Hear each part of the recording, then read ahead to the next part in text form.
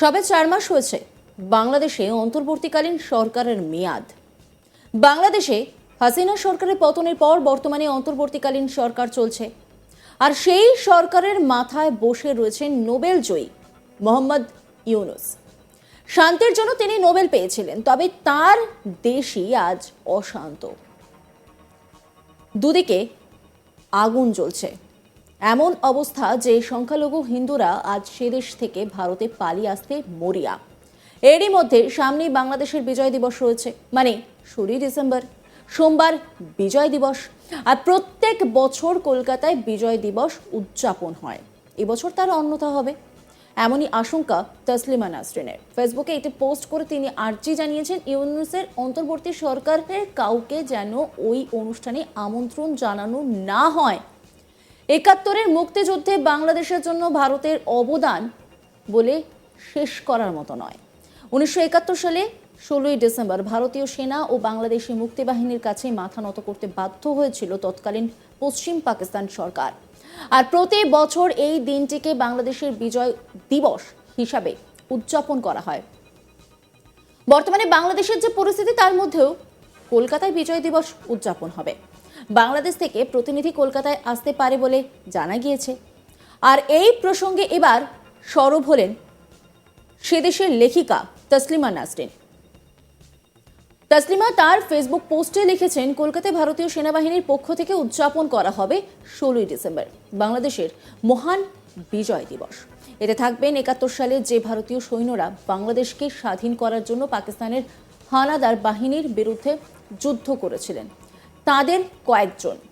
বাংলাদেশ থেকেও নাকি প্রতিনিধি দল আসবে। এই প্রতিনিধি দলে যেন থাকেন সত্যিকার মুক্তিযোদ্ধা, ভুয়ো মুক্তিযোদ্ধা নয়। বিভিন্ন সরকার কিন্তু স্বজনদের মধ্যে মুক্তিযোদ্ধার সার্টিফিকেট বিতরণ করেছেন নানা রকম সুবিধার লোভে। আরেকটি কথা, সরকারের কাউকে যেন আমন্ত্রণ জানানো না হয়, কারণ সরকারে যারাই আছেন সকলে মুক্তি যুদ্ধ বিরোধী, স্বাধীনতা বিরোধী, রাজকারপন্থী, পাকিস্তান প্রেমী। তারাই কিছুদিন আগে মুক্তিযুদ্ধে বিজয়ের স্লোগান জয় বাংলা নিষিদ্ধ করেছেন। তারাই ভারত বিরোধী অবস্থান নিয়েছেন। তারাই মুক্তিযোদ্ধাদের সমস্ত ভাস্কর্য ভেঙে ফেলাকে স্বাধীনতা উদযাপন বলে রায় দিয়েছেন। মধ্যযুগীয় বর্বরতাকে আমরা অনেকটা সময় আগেই ছেড়ে এসেছি। নারী পুরুষ সবাই সমান। যে কাজ পুরুষরা করতে পারে সেই কাজ মহিলারাও করতে পারেন। কিন্তু এই কথা যত সহজে আমরা বলি, ততটা সহজে কি বিষয়টা আমরা মানতে পারি? হয়তো না। মহিলারা বাজারে আসতে পারবেন না, তারা কোনো জিনিস বিক্রিও করতে পারবেন না। আর তারা যদি বাজারে আসেনও তাহলে তাদের ফিরিয়ে দেওয়া হবে। দোকানের মালিককে সেই বিষয়টা অবশ্যই নজর রাখতে হবে। আপনাদের শুনে মনে হচ্ছে তো আফগানিস্তানের কথা বলছি, না, আমরা বলছি বাংলাদেশের কথা। হাসিনা পরবর্তী সময়ে বাংলাদেশের সংখ্যালঘু হিন্দুদের উপর অত্যাচার বাড়ছে, নোংরামের মুখে পড়তে হচ্ছে মহিলাদের। এরই মধ্যে সেখানে মহিলাদের বাজারে না আসা নিয়ে নির্দেশ জারি করা হলো। এই নিয়ে একটি ভিডিও সোশ্যাল মিডিয়ায় শেয়ার করেছিলেন তসলিমা নাসরিন। তার দাবি, বাংলাদেশ ধীরে ধীরে অন্য রাষ্ট্রে পরিণত হচ্ছে, আর সেই লক্ষ্যে কাজ শুরু হয়েছে বলেও অভিযোগ করেন লেখিকা। তিনি যে ভিডিও শেয়ার করেছেন সেই ভিডিওটা দেখলে আপনিও ভাববেন কোন সময় আমরা বাস করছি।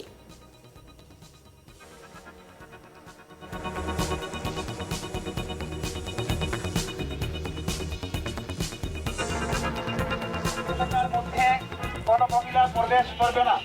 আমরা দোকানদার ভাইয়েরা কারো কোনো মহিলার কাছে আগামীকাল থেকে কোনো কিছু বিক্রয় করব না। আমাদের দৃষ্টি আকর্ষণ করা যাচ্ছে, আগামীকাল থেকে প্রত্যেক দোকানের সামনে পর্দার ব্যবস্থা রাখতে হবে এবং সেই পর্দা প্রত্যেক নামাজের সময় ঝুলিয়ে দিতে হবে। অর্থাৎ প্রত্যেক নামাজের সময় বেচা কিনা বন্ধ থাকবে। দোকানদার ভাইদের দৃষ্টি আকর্ষণ করা যাচ্ছে, আগামীকাল থেকে এই মার্কেট এলাকায় কোনো মহিলা প্রবেশ করবে না। যদি কোনো মহিলা আসে আমরা তাদেরকে সুন্দর করে বুঝিয়ে ফিরিয়ে দেব। তাদের কাছে আমরা কোনো কিছু কেনা বেচা করব না। সবাই দ্বীনি স্বার্থে নিজের আখেরাত গড়ার জন্য সেদিকে আমরা সজাগ দৃষ্টি রাখবো। এটা সাধারণ কোনো মেলা না, এটা হলো দ্বীনি মাহফিল, দ্বীনি মাহফিলের পরিবেশ। মাদ্রাসার এই ঘোষণা আমরা তাদেরকে শুনিয়ে দিব। এটা হলো একটি দ্বীনি পরিবেশ, দ্বীনি মাহফিল। এখানে আমরা সব অর্জনের জন্য, সব কামাই করার জন্য এসেছি। হ্যাঁ, আমাদের দুনিয়াবি ফায়দা হবে, বেচা কিনা করব, হালাল ব্যবসা করব, কিন্তু কোনো গুনাহের কাজে জড়ানো যাবে না। দোকানদার ভাইদের দৃষ্টি আকর্ষণ করা যাচ্ছে, আগামীকাল থেকে এটা বন্ধ করতে হবে। হাতি নেক্সট টাইমের জন্য গত সপ্তাহে এই ভিডিওটি শেয়ার করেছেন লেখিকা, যেখানে দেখা গেছে মুসলিম ধর্মাবলম্বী কয়েকজন মাইকিং করছেন বাজার এলাকায়। সেখানেই বাজারে দোকান চালু রাখতে হলে কি কি নিয়ম মানতে হবে সেটা জানিয়ে দেওয়া হয়েছে। বলা হয়েছে দোকানদাররা মহিলাদের কাছে কিছু বিক্রি করতে পারবেন না। কোনো মহিলা বাজারে এলে তাদের সুন্দরভাবে বুঝিয়ে ফিরিয়ে দিতে হবে। অর্থাৎ প্রত্যেক নামাজের সময় বেচা কিনা বন্ধ থাকবে। দোকানদার ভাইদের দৃষ্টি আকর্ষণ করা যাচ্ছে, আগামীকাল থেকে এই মার্কেট এলাকায় কোনো মহিলা প্রবেশ করবে না। যদি কোনো মহিলা আসে, আমরা তাদেরকে সুন্দর করে বুঝিয়ে ফিরিয়ে দিব। তাদের কাছে আমরা কোনো কিছু কেনা বেচা করব না।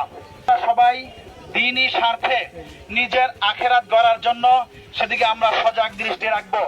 এটা সাধারণ কোনো মেলা না, এটা হলো দ্বীনি মাহফিল, দ্বীনি মাহফিলের পরিবেশ। মাদ্রাসার এই ঘোষণা আমরা তাদেরকে শুনিয়ে দিব। এটা হলো একটি দ্বীনি পরিবেশ।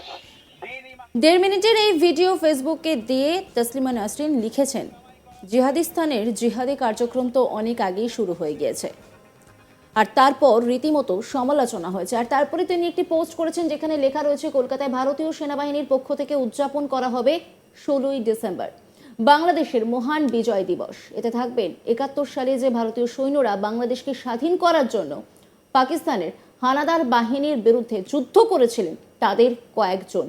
বাংলাদেশ থেকেও নাকি প্রতিনিধি দল আসবে। এই প্রতিনিধি দলে যেন থাকেন সত্যিকার মুক্তিযোদ্ধা, ভুয়া মুক্তিযোদ্ধা নয়। বিভিন্ন সরকার কিন্তু স্বজনদের মধ্যে মুক্তিযোদ্ধার সার্টিফিকেট বিতরণ করেছেন নানা রকম সুবিধার লোভে।